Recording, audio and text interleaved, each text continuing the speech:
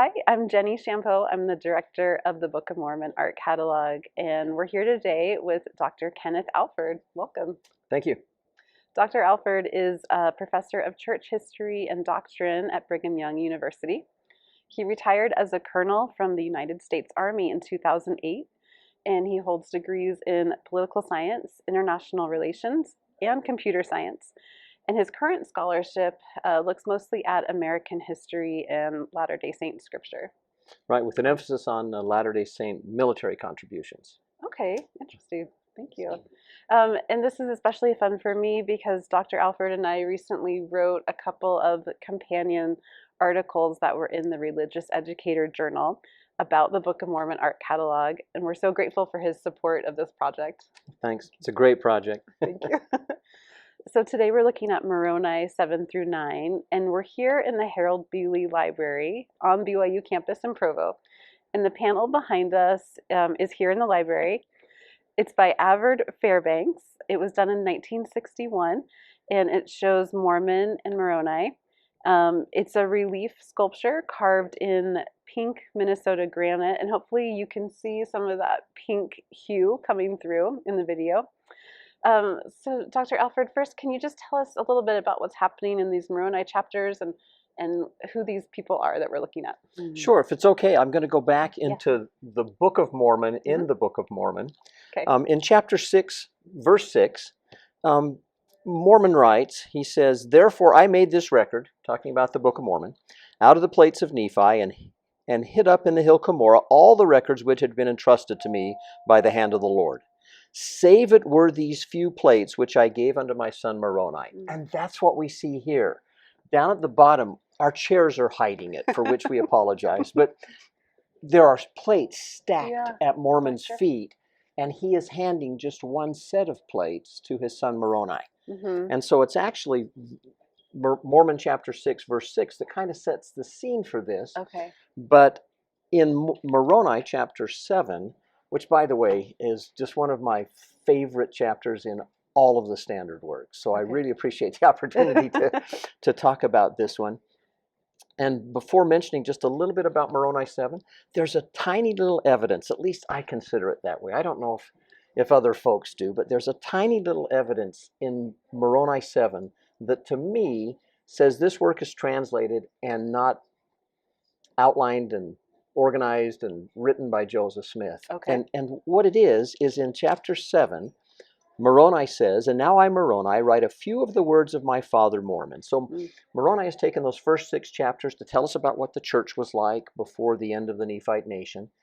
And then I guess he's got extra plate space, and he's wondering, now, you know, what do I do now?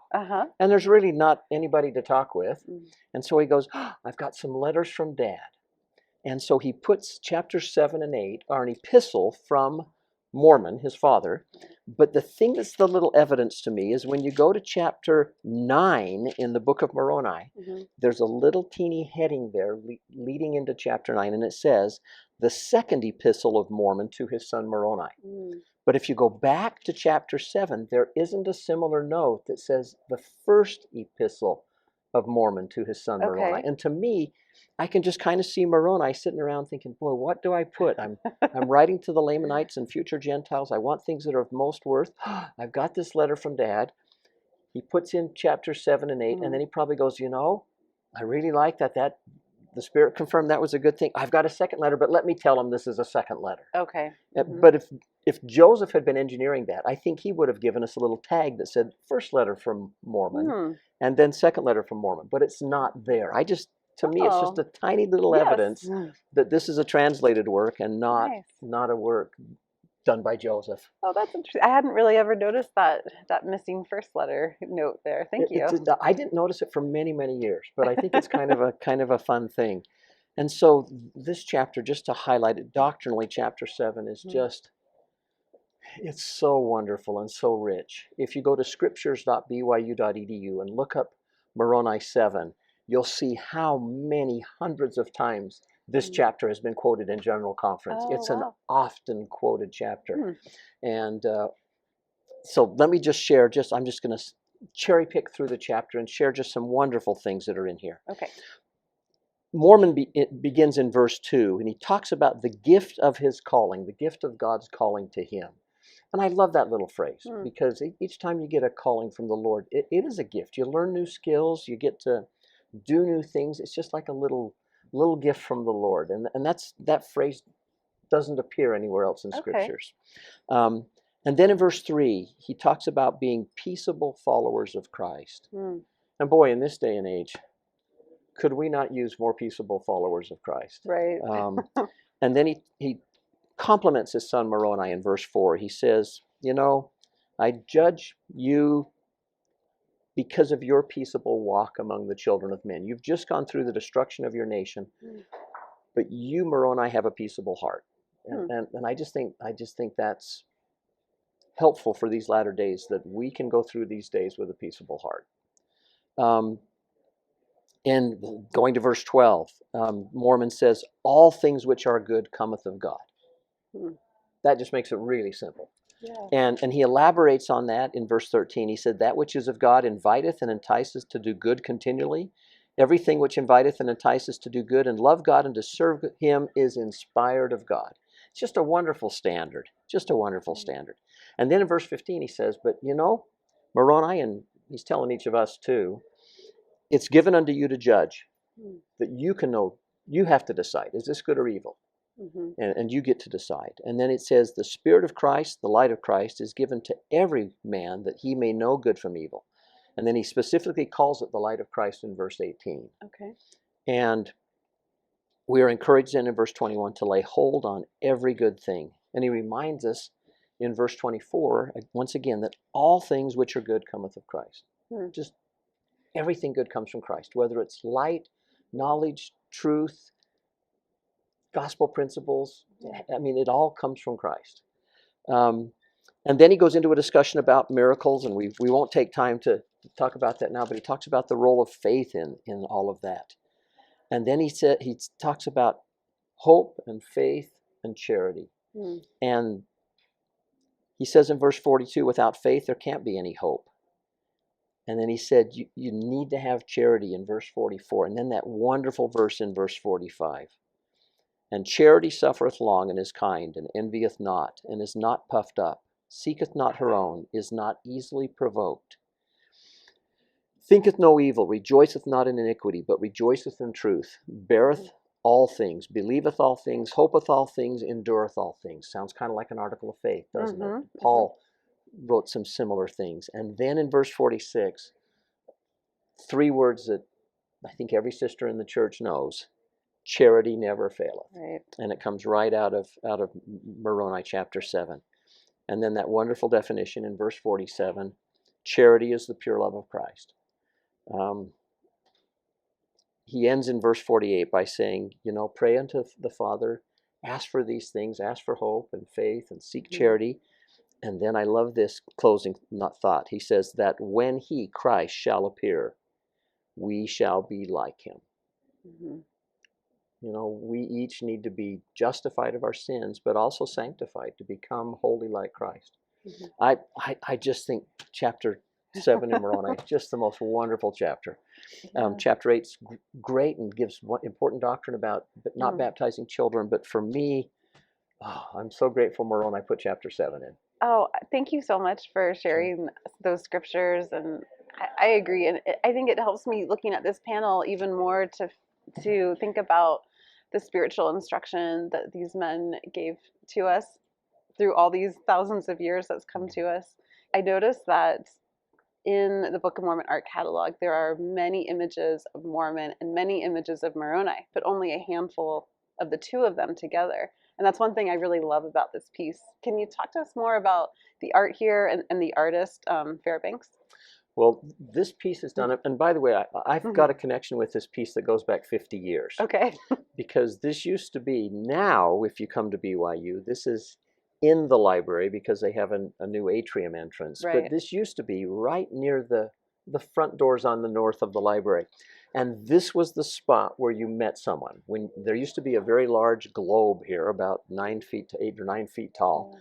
and it obscured this a little bit. But you would tell someone, I'll meet you at the Globe, or I'll meet you at Mormon and Moroni. Okay. And so many times I met dates here, or friends here, or study groups here, and so this was kind of the go-to place. So I was thrilled to be able to talk about this one. It's done by Avard. His middle name was Tennyson. Okay. Fairbanks, born in 1897. His mother died when he was just a year old. His father was an artist. His older brother Leo was an artist. Right. The family were just artists, and Avard was just gifted. There's an article written when he was a teenager in the New York Herald that calls him a young Michelangelo. Oh, wow. And it's a really good description. As a 12-year-old, he carved something out of clay. It was a rabbit, entered it in the Utah State Fair, won first place. Oh, wow. The judges, though, found out he was a 12-year-old and refused to give him the prize, because really? they said this is for adult artists only. But he had won as a 12-year-old.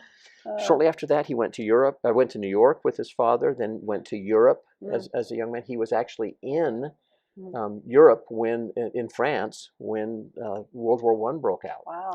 He and his father got the last train out of Paris. They got the last ship out of Liverpool. The last seats on is called the Arsonia. Got the last seats. Arrived in New York with 15 cents in their pockets. Wow. He then went on, and he wanted to go back to Europe after the war to study, but he couldn't afford it. And he sculpted a lion out of butter. Okay. For a creamery exhibit for another Utah State Fair. People saw that lion, and apparently it was magnificent. Wow. And he received lots of commissions, earned enough, went to Europe. He became the youngest artist ever accepted at several French schools of art in the French Salon.